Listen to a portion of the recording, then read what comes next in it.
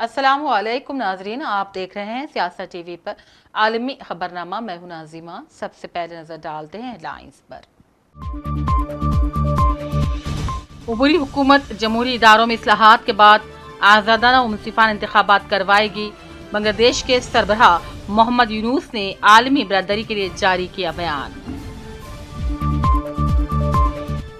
غزہ جنگ بندی کے لیے جاری مذاکرات ہیں آخری موقع۔ امریکی وزیر خارجہ بلنکن کا بیان۔ حماس نے نتن یاہو کو مذاکرات میں بڑی رکاوٹ دیا قرار۔ غزہ میں جنگ بندی کا امکان تاحال موجود ہے، ہم ہار نہیں مانیں گے۔ امریکی صدر جو بائیڈن کا میڈیا سے خطاب۔ آج سپر بلو مون دنیا بھر میں آئے گا نظر، آئندہ 3 دنوں تک نظارہ کیا جا سکے گا، ناسا نے کی پیش قیاسی۔ اور برطانیہ میں ملک میں انتہائی دائیں بازو کی جانب سے فسادات، پرتشدد مظاہروں کے بعد ملک کے 3/4 مسلمان اپنی حفاظت کے فکر مند۔ ہیڈ لائنز آپ نے دیکھی، اب پیش ہے خبروں کی تفصیل۔ شروعات کرتے ہیں بنگلہ دیش کی خبر سے، جہاں بنگلہ دیش میں عبوری حکومت کے سربراہ پروفیسر محمد یونس نے عالمی برادری کو بتایا کہ حکومت جمہوری اداروں میں اصلاحات کے بعد ملک میں آزادانہ، منصفانہ اور شرکت پر مبنی انتخابات کروائے گی۔ پیش ناظرین اہم تفصیلات اس رپورٹ میں۔ بنگلہ دیش کی عبوری حکومت کے سربراہ پروفیسر محمد یونس نے عالمی برادری کو بتایا کہ حکومت جمہوری اداروں میں اصلاحات کے بعد آزادانہ، منصفانہ اور شرکت پر مبنی انتخابات کروائے گی۔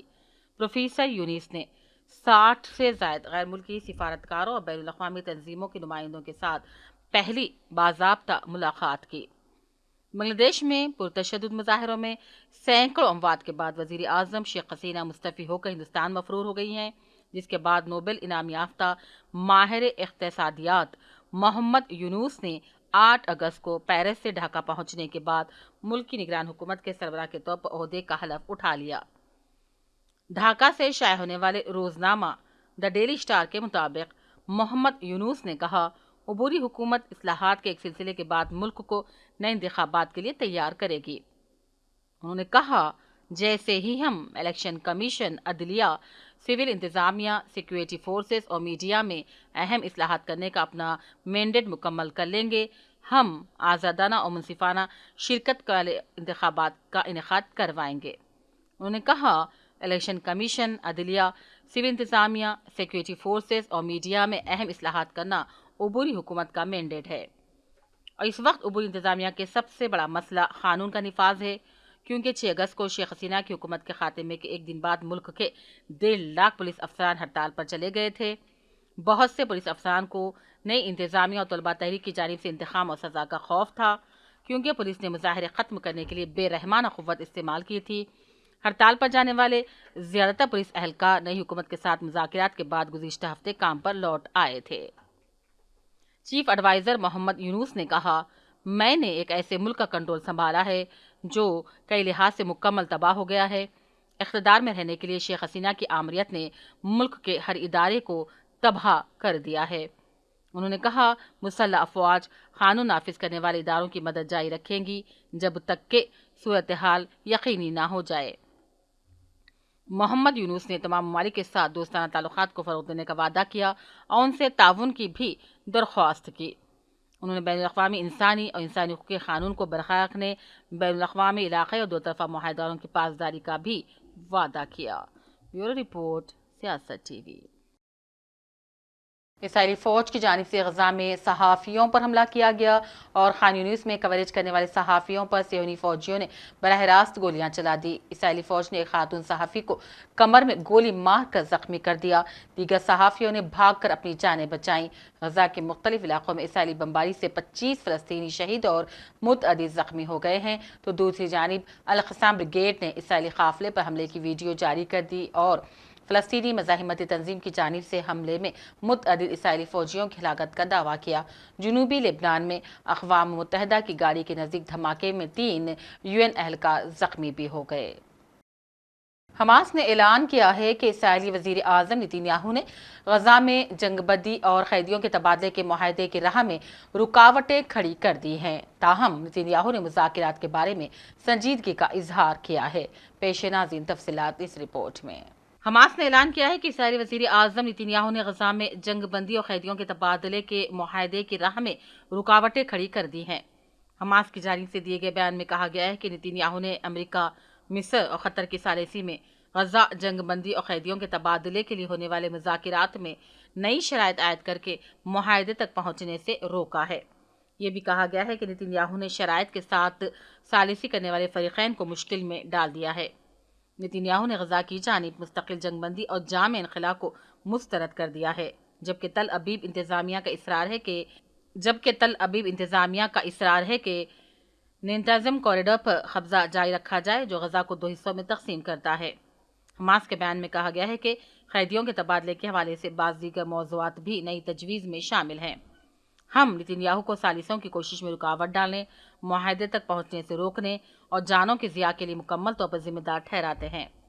حماس نے یہ بھی کہا، غزہ پٹی میں ہمارے عوام کو منظم طریقے سے نشانہ بنانے سے خطرات لاحق ہیں۔ واضح ہے کہ غزہ میں جنگ بندی اور قیدیوں کے تبادلے کے لیے امریکہ، قطر کی ثالثی میں اسرائیل اور حماس کے درمیان 15 اور 16 اگست کو دوحہ میں مذاکرات ہوئے تھے، جس میں حماس نے شرکت نہیں کی تھی۔ اور ادھر اسرائیل کے وزیر اعظم نتن یاہو نے کہا، ہم اسرائیلی قیدیوں کی رہائی کے لیے حماس کے ساتھ نہایت پیچیدہ مذاکرات کر رہے ہیں۔ روزنامہ معیاریوں کے مطابق نتن یاہو نے قیدیوں کے تبادلہ مذاکرات میں شرکت کے لیے قاہرہ جانے والے اسرائیلی وفد کے ساتھ مذاکرات کے بعد ہفتہ وار حکومتی اجلاس میں بھی شرکت کی۔ نتن یاہو نے کہا، ہم نہایت پیچیدہ مذاکرات کر رہے ہیں۔ یہ مذاکرات صرف دینے کی نہیں، لینے اور دینے کی بنیاد پر کیے جا رہے ہیں۔ انہوں نے کہا، قیدیوں کے تبادلے کے لیے ہم اپنی سابقہ شرائط پر قائم ہیں۔ نتن یاہو نے دعویٰ کیا ہے، اگر کسی پر دباؤ ڈالا جانا چاہیے تو وہ اسرائیل حکومت نہیں بلکہ حماس اور سیاسی بیورو کے سربراہ یحییٰ السیری ہیں۔ بیورو رپورٹ، سیاست ٹی وی۔ امریکی وزیر خارجہ اینٹونی بلنکن نے غزہ جنگ بندی کے لیے جاری مذاکرات کو اسرائیلی یرغمالیوں کی رہائی کے حوالے سے آخری موقع قرار دیا۔ اسرائیل حماس جنگ بندی معاہدے کے لیے امریکہ کی جانب سے سفارتی کوششیں جاری ہیں اور گزشتہ روز اسرائیل پہنچنے والے امریکی وزیر خارجہ آج اہم اسرائیلی عہدیداروں سے ملاقات کے بعد وہ مذاکرات کے لیے مصر کے دارالحکومت قاہرہ کے لیے روانہ ہو جائیں گے، جہاں وہ غزہ جنگ بندی اور یرغمالیوں کی رہائی کے حوالے سے مذاکرات میں ہونے والی پیش رفت کا جائزہ لیں گے۔ واضح ہے کہ بلنکن نے کہا ہے کہ یہ غزہ جنگ بندی مذاکرات کے لیے فیصلہ کن لمحات ہیں اور یرغمالیوں کی رہائی کے لیے بھی شاید آخری موقع ہے۔ امریکی صدر جو بائیڈن نے اس بات کا دفاع کیا ہے کہ غزہ میں جنگ بندی کا امکان تاحال موجود ہے۔ جو بائیڈن نے وزیر خارجہ بلنکن کی اسرائیل روانگی کے بعد میڈیا سے گفتگو میں اس بات کا اظہار کیا۔ انہوں نے کہا، غزہ میں جنگ بندی کا امکان تاحال موجود ہے اور ہم ہار نہیں مانیں گے۔ واضح ہے کہ امریکی صدر بائیڈن نے اس حوالے سے کہا تھا کہ ہم غزہ میں جنگ بندی معاہدے کے بہت قریب پہنچ چکے ہیں۔ اسرائیل کی جانب سے غزہ میں کیے جانے والے قتل عام کے باعث کولمبیا نے اسرائیل کو کوئلے کی فراہمی روک دی۔ غزہ میں جاری جنگ کے خلاف کولمبیا کے صدر نے کہا، کولمبیا کے کوئلے کو فلسطینی بچوں کو مارنے والے بموں میں استعمال کیا جا رہا ہے۔ اس سے پہلے جون میں بھی کولمبیا نے اسرائیل کو کوئلے کی فراہمی روک دی تھی۔ واضح ہے کہ اسرائیل اپنی ضرورت کے کوئلے کا 50% کولمبیا سے درآمد کرتا ہے۔ اس سے پہلے کولمبیا کے صدر گوستاو پیٹرو نے غزہ میں اسرائیلی اقدامات پر اسرائیل سے سفارتی تعلقات ختم کرنے کا اعلان کر دیا تھا۔ کولمبیائی صدر نے غزہ میں کارروائیوں پر اسرائیلی وزیر اعظم نتن یاہو کے سخت ناقد رہ چکے ہیں۔ انہوں نے عالمی عدالت انصاف میں اسرائیل کے خلاف نسل کشی کیس میں فریق بننے کی درخواست بھی کی ہے۔ ادھر لندن میں ملک میں انتہائی دائیں بازو کی جانب سے فسادات اور پھر پرتشدد مظاہروں کے بعد ملک کے 3/4 مسلمان اپنی حفاظت کے لیے فکر مند ہو گئے ہیں۔ صرف 16% نے کہا وہ حالیہ نسلی فسادات سے پہلے بھی ایسا ہی محسوس کرتے تھے۔ برطانیہ کے شمال مغربی علاقے ساؤتھ پورٹ میں ایک ڈانس کلب میں ہونے والے چاقو کے حملے میں 3 لڑکیاں ہلاک اور متعدد زخمی ہو گئی تھی، جس کے بعد انگلینڈ اور شمالی آئرلینڈ میں انتہائی دائیں بازو سے تعلق رکھنے والے عناصر نے فسادات اور پرتشدد مظاہرے شروع کر دیے تھے۔ اقوام متحدہ کے سیکریٹری جنرل انتونیو گوترس نے سوڈان اور چاڈ کے درمیان آدرے بارڈر گیٹ کو 3 ماہ کے لیے کھولنے کے فیصلے کا خیر مقدم کیا ہے تاکہ ملک میں جنگ سے متاثرہ افراد کے لیے انسانی امداد کے داخلے کی اجازت دی جا سکے۔ اقوام متحدہ کے ترجمان کے تحریری بیان میں کہا ہے کہ آدرے بارڈر گیٹ دارفور میں بھوک کا سامنا کرنے والے لاکھوں لوگوں تک انسانی امداد پہنچانے کا سب سے براہ راست اور مؤثر طریقہ ہے۔ گوترس نے سوڈانی حکام کے فیصلے کا خیر مقدم کیا اور کہا اقوام متحدہ متعلقہ فریقین کے ساتھ مل کر کام کرنے کے لیے پرعزم ہے تاکہ سوڈانی عوام کے مصائب کو کم کیا جا سکے، تنازع کو ختم کرنے میں بھی مدد مل پائے۔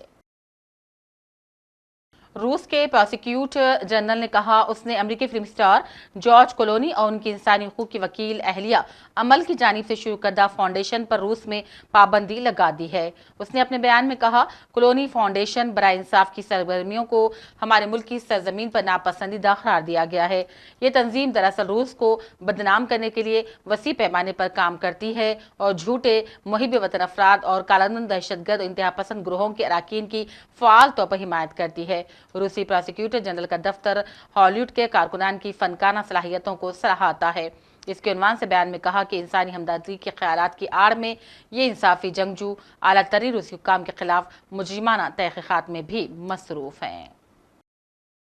اور ناسا کے مطابق 19 اگست کو سپر بلو مون دنیا بھر میں نظر آئے گا اور آئندہ 3 دنوں تک اس کا نظارہ ہو سکے گا۔ اتوار سے لے کر چہارشنبے تک فل مون کا نظارہ کیا جا سکے گا۔ 2000 کے باقی 3 سپر مون 17 ستمبر، 7 اکتوبر اور 15 نومبر کو بھی نظر آئیں گے۔ کسی بھی سیزن میں فل مون یا تیسرے فل مون کو اس وقت سپر بلو مون کہا جاتا ہے جو زمین کے 90% قریب پہنچ جاتا ہے، اور یہ اصطلاح سن 1979 میں اس وقت کے ایک ممتاز ماہر فلکیات رچرڈ نوول نے وضع کی تھی، اور اس کے نام کے برعکس سپر بلو مون نیلا نظر نہیں آتا بلکہ بعض مواقع پر آسمان میں دھوئیں کی کثیر مقدار کی وجہ سے وہ نیلا نظر آتا ہے۔ آخر میں ہیڈ لائنز پر ڈالتے ہیں ایک اور نظر۔ عبوری حکومت جمہوری اداروں میں اصلاحات کے بعد آزادانہ و منصفانہ انتخابات کروائے گی، بنگلہ دیش کے سربراہ محمد یونس نے عالمی برادری کے لیے جاری کیا بیان۔ غزہ جنگ بندی کے لیے جاری مذاکرات ہیں آخری موقع، امریکی وزیر خارجہ بلنکن کا بیان۔ حماس نے نتنیاہو کو مذاکرات میں بڑی رکاوٹ دیا قرار۔ غزہ میں جنگ بندی کا امکان تاحال موجود ہے، ہم ہار نہیں مانیں گے، امریکی صدر جو بائیڈن کا میڈیا سے خطاب۔ آج سپر بلو مون دنیا بھر میں آئے گا نظر، آئندہ 3 دنوں تک نظارہ کیا جا سکے گا، ناسا نے کی پیش قیاسی۔ اور برطانیہ میں ملک میں انتہائی دائیں بازو کی جانب سے فسادات، پرتشدد مظاہروں کے بعد ملک کے 3/4 مسلمان اپنی حفاظت کے فکر مند۔ اسی کے ساتھ عالمی خبرنامہ کا سلسلہ یہیں اختتام کو پہنچتا ہے۔